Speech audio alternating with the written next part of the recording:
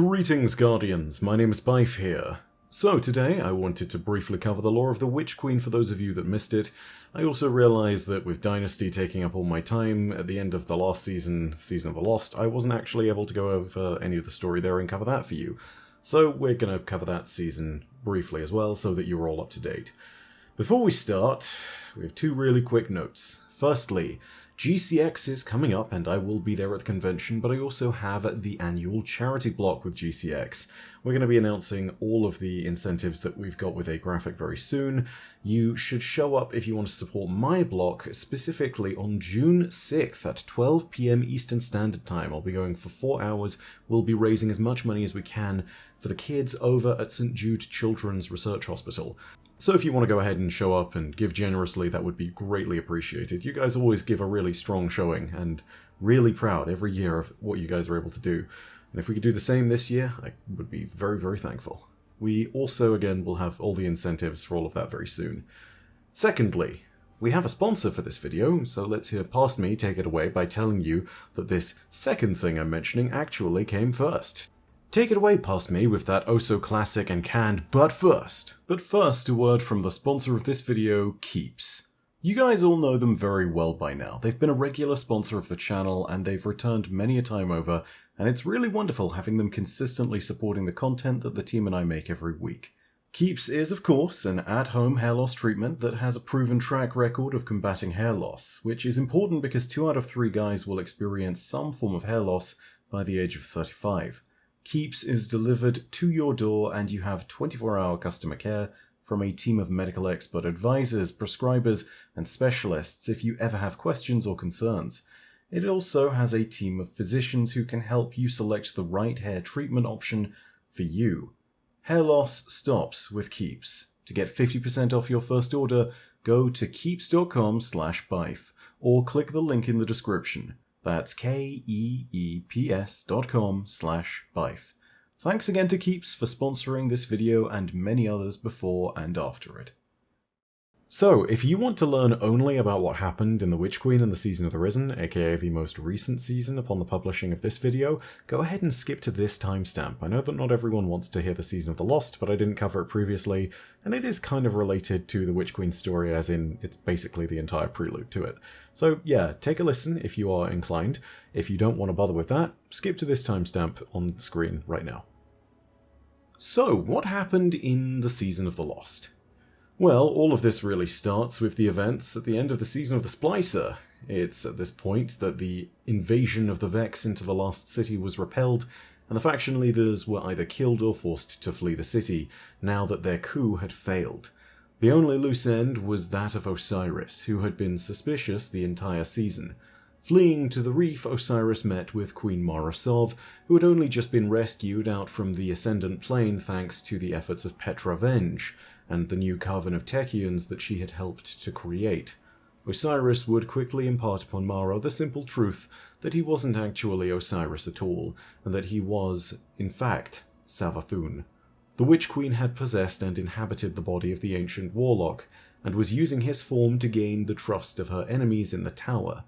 The act of her deception had now served her purpose, and so the Witch Queen petitioned Mara Sov for help. She struck a bargain with the Queen of the Reef, a bargain to rid her of the worm that was within her, a worm that every hive holds within them that grants them immortality, but an immortality based upon the requirement to satisfy the sword logic. In exchange for removing this worm, she would release the warlock Osiris. Mara Sov agreed, given that removing Savathun's worm would give her a chance at revenge on behalf of her now dead brother Uldren Sov, who, granted, had been reincarnated into the Crow, but who was also a very different person now who did not remember Mara. Crow's death and suffering prior to this point as Uldren Sov were all basically done by the manipulations of Savathun by proxy in one way or another, and as a result Mara was keen to show her fellow regent what it meant to cross the noble queen of starlight and the dark. When we arrived on the scene in the Dreaming City, we saw it under assault by the Taken and Hive forces. These minions of the darkness were under the command of the Hive god Xivu Arath, the god of war, who was hell-bent on avenging her Dark Master, who Savathun had betrayed with her course of action. We fought our way through her forces and even took down one of her ascendant lieutenants, Kel'Garath, risen from bones, previously one of Savathûn's own lieutenants, one who had sloughed away his old armor and renewed his purpose to the sword logic whilst Savathûn had betrayed it. When we arrived at the location of the Queen and Osiris, we arrived alongside Crow and Saint 14. It was at this moment that Savathûn transformed from Osiris into a truer version of herself. She was quickly encased in a chrysalis by Mara Sov, and she would spend the rest of her time there for the duration of the Season of the Lost. Mara Sov informed us of her deal with the Witch Queen, and that in order to save Osiris we would need to play our part. And so, we agreed. Mara Sov informed us that in order to perform the exorcism of Savathûn's worm that we needed to do in order for the deal to go ahead, we would need to rescue the lost coven of Techeuns that the season got its name from, the Lost. These Techeuns had hidden themselves in the Ascendant Plane so as to protect themselves from the Taken and Hive forces that were hunting for them. We would need to venture in and get them out. The process of doing this, from a lore standpoint, was very informative, given that it told us a little bit more about the nature of the Ascendant Plane and how we were able to interact with it. We learned about the ley lines and how they acted as a sort of connective network through the Ascendant Plane.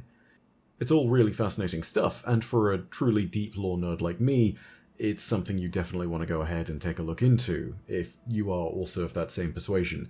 I have a few videos way back in my catalogue from Season of the Lost on that. If you're interested, go take a look at them. From here on out, every week, we would work to reactivate awoken technology that could be used to interact with the ley lines and chart a course to the lost Techeuns.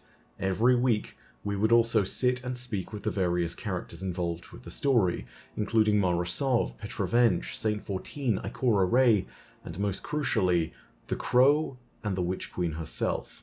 Every week Savathûn would ask to see us and converse with us from within her chrysalis, and these conversations would be the beginning of a push from the Witch Queen to use us to her own more specific ends that we wouldn't discover until Witch Queen. A few weeks into the operations, Crow would demand to speak to the Witch Queen, and would almost come to blows with Petrovenge in the process, who wanted to stop him from doing just that. Eventually, however, curiosity would get the better of the Crow, and he would speak to Savathûn. It's not explicitly stated here, but Crow touches Savathûn's chrysalis as she asks him to do so, and I believe in this moment he is not only shown his past life as Aldrin Sov, but it might be the first use of deep sight that we see within Destiny. It's hard to confirm this, but it might be that Savathûn's power of deep sight is so overwhelming that she's able to transfer the memories of an entire lifetime back to their original recipient. If that's the case, then wow, terrifying darkness powers. But then again, we don't know this is deep sight, it just, well, the shoe fits. Having seen the terrible man that he was in the past, Crow then rushed away from the entire situation, and demanded that he was put on a different assignment by Ikora Rey. From that moment on, he has essentially been struggling to come to terms with the burden of his past life. This has led to some very peculiar developments since that season, which really came about during the Season of the Risen, but for the moment, this is all that we really saw out of everything. Mara Sov, after this moment, would be even more furious at Savathûn and would silence her within her chrysalis. She would remain silent until her exorcism at the end of the season. Mara would also enlist us to assist her in the recovery of Arga's scepter, a powerful weapon that harnessed the power of stasis and darkness and was linked to an awoken legend concerning both her and her brother, the tale of Arga and Riga. The recovery of the scepter involved us entering into a vault that was set adrift within the Ascendant Plane, and it would require a few weeks of investigation and the recovery of a number of astral skews before we could claim the weapon.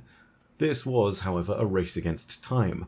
The Hive and forces generally of Xivu-Arath were also trying to claim the power of the scepter for themselves. Kel'Garath, risen from bones, would confront us again during our reclamation of the scepter, but he was once again defeated, now down 0 for 2 against our power as Guardians. Finally, the time would come upon us, the ritual would begin, and we would need to defend Mara Sov and her coven at the site of the ritual. We would amass our forces there alongside the Awoken and Saint 14 in order to prevent the Hive, Taken, and now Scorn forces from disrupting the ritual to remove Savathun's worm. Even as the worm gods roared above us, it was impossible for them to take on the forces of Guardians and Awoken united. Xivu Arath's combined forces were once again led by Kel'Garath, risen from bones, and for a third time the Guardians decisively beat back this Hive champion, sending him back to his god, decisively defeated. For a third time might have lent him some places a more punished and belittled servant, but it could also have been a sign to Xivu Arath that we truly were powerful. Either way, Kel'Garath was defeated and we were victorious. In this moment, when the ritual was concluded, as Mara prepared to kill the Witch Queen, and as we prepared to reclaim Osiris, we would finally see the fruit of all our efforts. This is what happened. You're running out of time. I feel my sister bearing down on you. Your family is tenacious, if nothing else. No more than yours. My brother spent years suffering punishment for the path you made him walk. Finally, justice finds its mark. Let this be the end of it.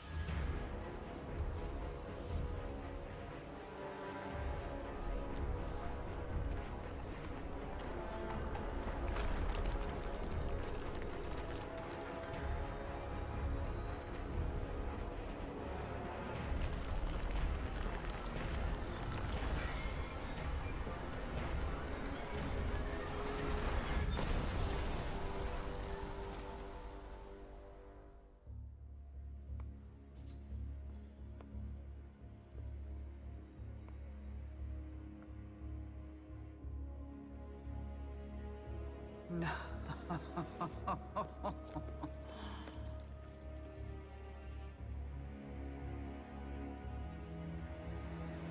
Thank you.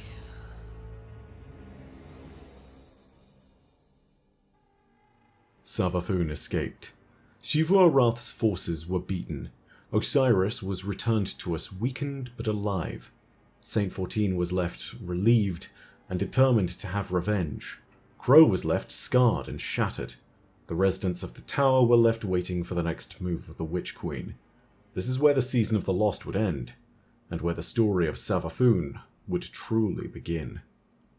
So what happened in the Witch Queen expansion, and by that same token in the Season of the Risen, which is very much attached to the hip? We'll go over the Witch Queen story first, but you should know that the opening arc of the Season of the Risen and the Witch Queen's first few missions within the campaign as a whole do happen in tandem. They are connected directly in the story.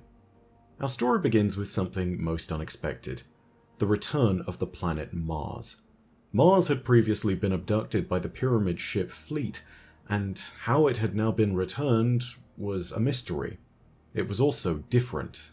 A few key differences included, first, the arrival of temporal anomalies that scarred its surface.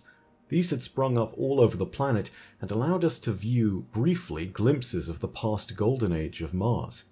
The second major change was the presence of the Relic, a piece of strange and poorly understood pyramid technology. Eris Morn and the Hidden were immediately sent to investigate the Relic. They had little time to do so before Mars would return in the public knowledge. It was not easy to keep the reappearance of an entire planet a secret. Before they could conduct a more thorough investigation, Keitel's Cabal Empire was found on the scene.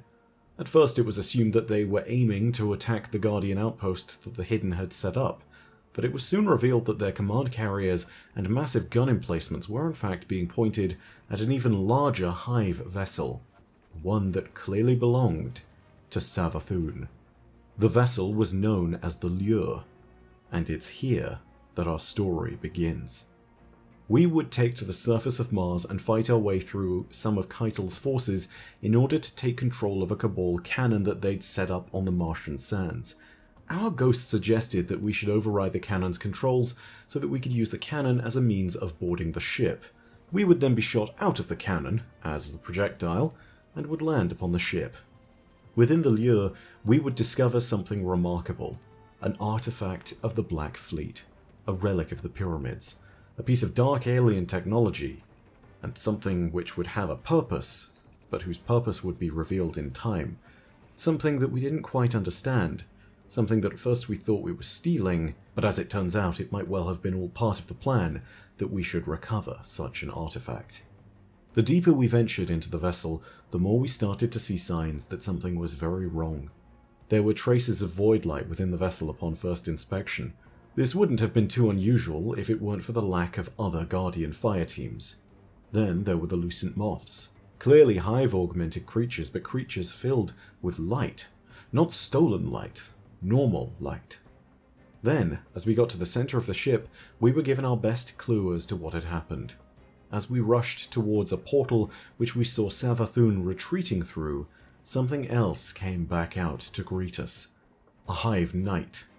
But no ordinary Hive Knight. A Hive Knight who wielded the power of void light, and even had a Hive Ghost, which we would be forced to crush within our hands and kill. This moment was a revelation for us, but we didn't have the time to contemplate it. We had to keep moving. And so we pursued Savathun into her own throne world, one which did not look like a typical Hive throne world. It had been reshaped in the image of the light, only adding further to the mystery. We eventually discovered the Witch Queen, and whilst at first it seemed like we had defeated her, it was soon revealed that things were indeed too easy. We were suddenly evicted from her throne world, having discovered yet nothing more, and found ourselves in the sands of Mars, near the hidden enclave that had been set up around the relic. We then returned to investigate the relic that the Hidden had uncovered, and it's here that we learned the power of Deep Sight. We also used the relic's power on the artifact that we had taken from Savathun's ship, and used it to create our first crafted glaive, the Enigma. The power of Deep Sight would be a key investigative tool within Savathun's throne world. We would re-enter the throne world and would soon be contacted by someone key to our future investigations, a Hive Ghost. We wouldn't know that it was a Hive Ghost at first, but eventually we would discover that they were called Finch and that they had killed their Hive Knight and were claiming that they wanted to ally themselves against Savathun and with the forces of the city. He was a conscientious objector, or perhaps he was a spy planted by Savathun. None could truly tell. He definitely didn't have our trust at first, but after being in contact with Ikora and additionally directing us towards key hints for our investigation, we would slowly start to learn that he was indeed on our side. Finch pointed us first to the Temple of the Wrathful, a temple to Shivu Arath which was contained deep within the bowels of Savathun's throne world. A temple overrun by Scorn, which also contained a vital clue for our investigation: the ghost of Osiris, what remained of Sagira. The temple was not just filled with normal Scorn though, it also was filled with at least one Baron power level Scorn. This discovery was important, and it prompted us to wonder about who was powerful enough to lead these Scorn into Savathun's throne world, a throne world which was filled with light. This meant that it really couldn't be the Fanatic, and instead it had to be someone with dark power strong enough to match that of Savathun's light. Upon recovering Sagira's shell, we heard faint whispers of a memory of Savathun's that were partially revealed by Deep Sight. It mentioned someone called the Witness. With this information delivered, Finch gained our trust, and it became clear that we would need to work to strengthen our connection to this Deep Sight power in order to properly understand what was going on with Sagira's shell and any other future clues that we might gather. In order to do this, we would need to head to the one reliable concentration of dark power that we knew of, the Pyramid on Europa. We would venture inside to attempt to claim the greater powers of Deep Sight, but we'd need to work our way through a whole battalion of Keitel's Cabal. These Cabal were not under Keitel's command and had defected. They were looking to plunder the pyramid so that they could steal its power and use it in their war waged on Torobatl against Shivu Arath, a war for their homeworld. An ambitious plan, but it was foolish for them to believe that they would succeed here. We made it into the heart of the pyramid and defeated the Valis leading them. Upon doing so, we communed with the pyramid statue and enhanced our powers of deep sight. When we returned, Ikora informed us that her team of Hidden investigating the throne world had discovered an area with remarkable amounts of psychic resonant energy, which is the same kind of energy that we used with our deep sight powers. We took Sagira's shell there, and after dispatching more Scorn, we discovered what we would know as the Altar of Reflection. At this altar, we were able to unlock the greater memories attached to certain objects, thanks to deep sight and the concentrated power of the altar. We used the altar to reveal the memory attached to Sagira's shell, and it showed us Savathun speaking of the Witness, saying that it was an evil presence that used darkness, which she had served for millennia. The Witness was now someone we knew. Previously, we had known it only as the Deep, or had misconstrued it for the darkness itself, but it was clear that the Witness was in fact a terrifying creature, something that led the Hive from their very inception, the true voice in the darkness that Callus served, the one who was truly our enemy. We had finally put a face to their name. Savathun in her memory stated that she had schemed for millennia to find a way to stop serving the Witness and untether herself from its dark influence. This is why she came to the conclusion that she needed to learn about the light, and this is why she decided to take on the form of Osiris, so that she could get closer to the Guardians and learn their knowledge. With the mystery starting to unravel a little, we could start to pick up the pace. The Temple of Xivu Arath held one clue for us, and it was contemplated that similar temples within the throne world of Savathun could hold similar clues. One such temple within the throne world was to Savathun's older brother, Oryx, the Taken King himself. The same Taken King that had died at our hands more than 7 years earlier. In a twist of deep irony, the temple was guarded by none other than Alak-Hul, the former Darkblade, who was imprisoned within Oryx's dreadnought after he attempted to overthrow Oryx, and was laughably unsuccessful. We had defeated him before when we had gone down into the Sunless Cell so that we could prevent him from rising up and taking Oryx's place. Now Alak-Hul, armed with the light of a Guardian instead of the powers of an Ascendant Hive wreathed in darkness, would fight us once more under the eyes of Oryx the Navigator. This time, however, he would be defeated again, despite the fact that he was the one wielding the light, and we may well have also been wielding darkness. The tables had not turned, as much as Alak-Hul might have wanted to. Lightblade or dark, Alak-Hul was powerless against the Guardians, and so we were able to recover our next clue from the heart of the temple, a Tablet of Ruin. The Tablets of Ruin are remarkably powerful artifacts of Oryx's reign. They recorded the secret of the Deep, more specifically the secret of communing with it. And with the memory altar, Savathun would further unravel the true purpose of this secret. The power of the Deep that Oryx recorded was in fact not the power of communion, but instead was the power of displacement, the ability to tear one thing from one dimension into another. This was the secret of the Taken, this was the secret of the Darkness, this was the power of the Witness, the power of the Black Fleet, as it was commanded. It had been used in order to abduct Mars, Titan, Mercury, and Io. It was probably what was used in the manner of taking, and Oryx had certainly previously used it in the construction of his dreadnought, as he had read a verse from the Tablets of Ruin and turned his own throne world inside out so that it might be placed in our physical world within his great flagship. Now Savathun intended to make use of the same power, to bring the Traveler into her own throne world, and to seal it away from the rest of the universe. With her plan now exposed, it was crucial that we should stop Savathun. Finch provided us with another lead, a third temple, this time dedicated to Savathun's younger self, Sathona. This one was also overrun with Scorn, but still had powerful defenses in place left by the Witch Queen. From that temple, we recovered the remains of the Worm Familiar that originally guided the Hive to the Worm Gods on Fundament, a key part of their history, as it would eventually lead them to making the deal and pact of the Deep that sealed their fates in darkness forever. That worm familiar is the very reason why the Hive served the Witness. However, when we took it to the Altar of Reflection to decipher the mysteries behind it, we were cut off before we could learn more about the familiar. And suddenly, with all of that, the trail had gone cold. This was a key piece of information that we needed to decipher, and it was cut off from us.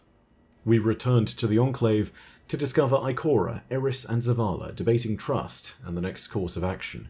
After Zavala confronted Ikora about her choice not to inform him about the developments within the investigation, she decided that perhaps it might be best if she removed herself from it entirely.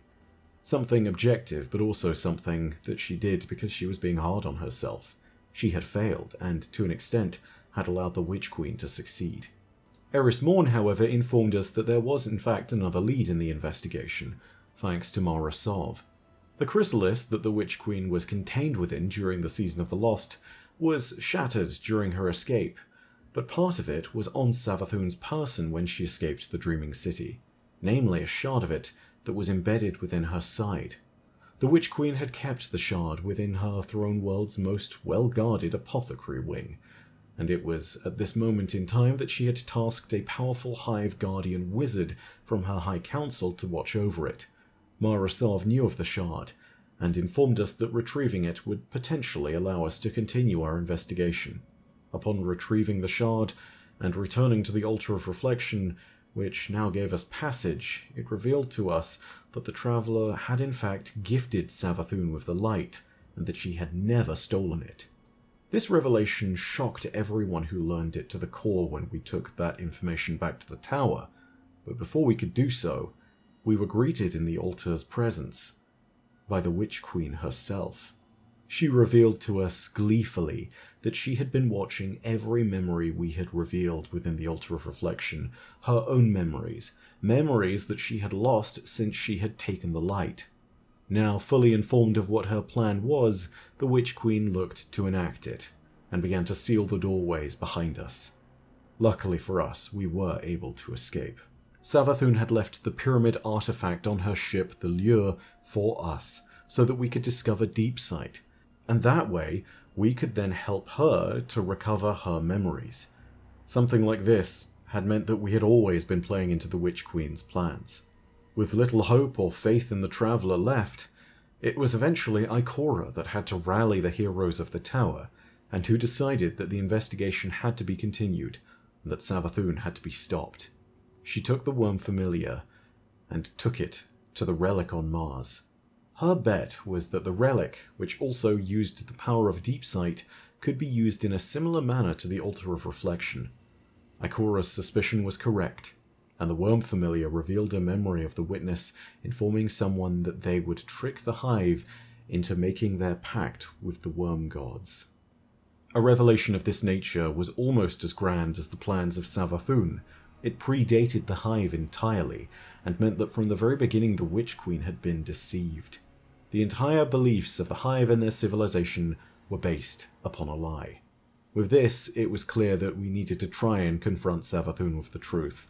Perhaps it would be enough to stop her, and even if it wasn't, we had to try and save the Traveller. It was not a moment too soon either, because upon entering Savathun's throne world next, we saw that the ritual to abduct the Traveller had begun. We went into the heart of her throne world, to the sanctum of the Brood Queen, and confronted Savathun at the height of her powers. We showed her the truth of the Witness's deceit, and disrupted her ritual that was tethering the Traveller to her throne world. With that, Savathun was forced to fight us directly, and eventually, through sheer will and the weakening of her own power, we were able to defeat the Witch Queen. But ultimately, her defeat was not complete. Upon wielding the light, Savathun would never truly die, not until her ghost Imaru was killed as well, and Imaru escaped. Following on from this, there are quite a few seasonal story beats to pick up on, but there's also the raid and the Parasite exotic quests to go over. I've got a lore video on Parasite and the exotic itself here on the channel, so you can definitely go ahead and check that out. And I have a massive series of videos on the raid and its lore too. But if you've not played either of them for yourself, I'd highly suggest that you go and do so. They're spectacular, and whilst I won't be covering them in this video, I think it's fair to say that they are very important to the future story of Destiny 2. As far as the story of the Season of the Risen is concerned, it starts about 2 missions into the Witch Queen campaign. We're summoned back to the tower to take part in an audience with Empress Keitel.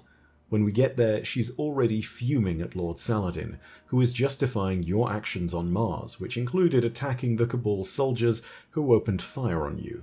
Keitel was willing to forgive this transgression once, and saw that there would be a greater threat that was posed to us all, the Lucent Hive. When Zavala proposed a joint operation to take on the new Hive Guardians, Keitel would agree. Thus would begin Operation Elbrus, a complex interplay of the Guardians' light and the power of the Scions of the Empire. Every week within every PsyOps operation that would be conducted, we would secure a site under attack by the Lucent Hive, and isolate their commander.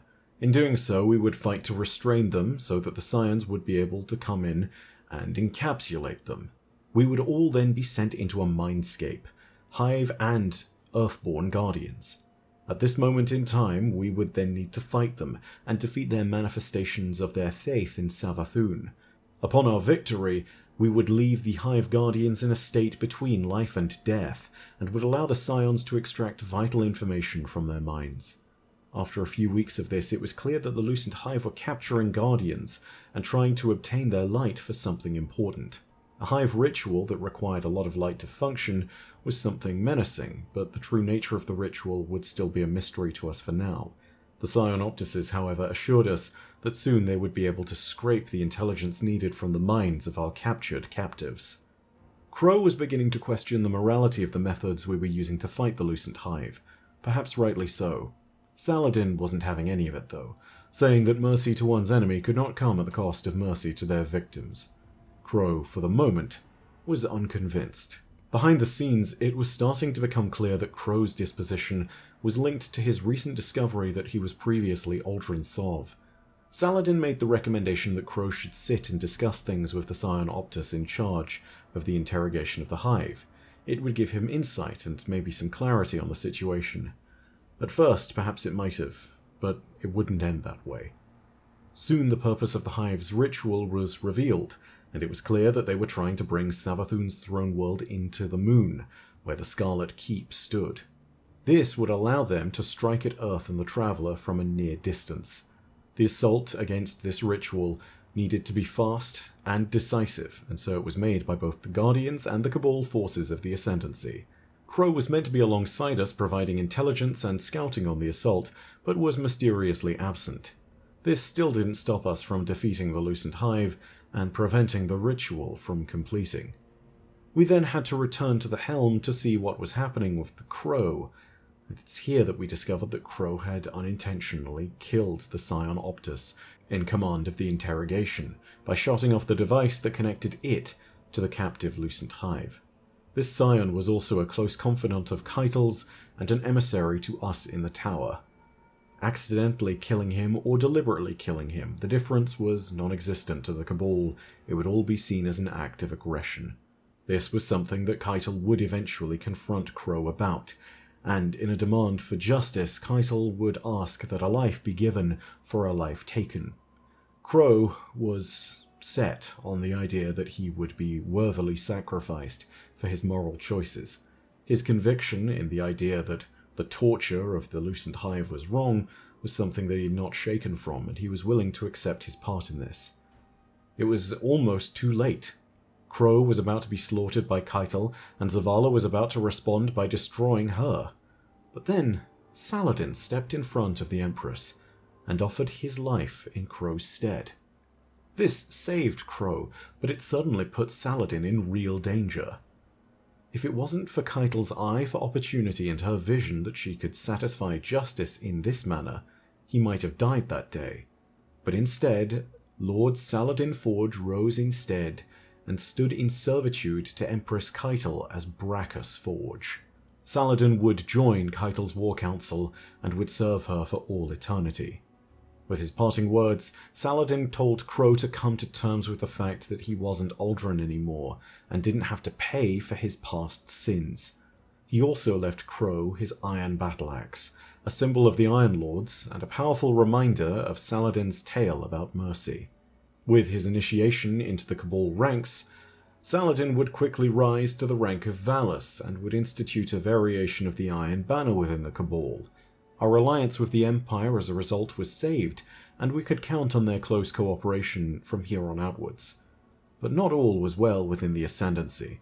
Saladin's rise was only the latest in a long string of instances where the Cabal Empire under Keitel had started to see its forces divide. Defectors were becoming more and more common as problems went, and now Keitel was beginning to see that she might not have the forces to retake her homeworld once she had gathered the legions of Sol that remained. Some left to obtain the power of darkness, which she clearly forbade. Some defected after seeing the rise of Lord Saladin to her war council as Valis. Some had been defecting to join Euryx and the Coven of Scions that was now serving both Callus and the Witness. A new faction of Dark Cabal under their command was beginning to form, with no allegiance to Keitel and no interest in reclaiming their homeworld of Torobatl. A future conflict was beginning to brew. What it would look like when it would finally erupt is a question to which we still don't quite have the answers. But that's all from me for now. I hope you enjoyed this summary of the story of the Witch Queen and the Season of the Risen, and I hope that for those of you who weren't able to catch all of it, it was something useful for helping you get up to date with everything that has been happening in the last few months. If you do want to go ahead and get more detail on everything, I have lore videos galore. In the last few months I've been making a ton of them. We have lots of Witch Queen content, particularly around the raid and the season, so if you want to go ahead and take a look at those videos, check my channel. You can also find all that content and any new uploads I make if you hit the subscribe button. And we are very close to 1 million, so go ahead and hit that if you are interested. Of course, if you enjoyed the video, also show your appreciation, leave a like. This is another one of those nearly 40-minute videos as of finishing this recording, so a lot of effort did go into this, and thanks to Martin for editing all of this as quickly as he did. More importantly though, I want to go ahead and thank all of you for watching, and I want you all to know that as per usual, your viewership is quite enough for me, and that in the meantime, my name is Byf. Parodacia ad Astra. I'll see you Starside.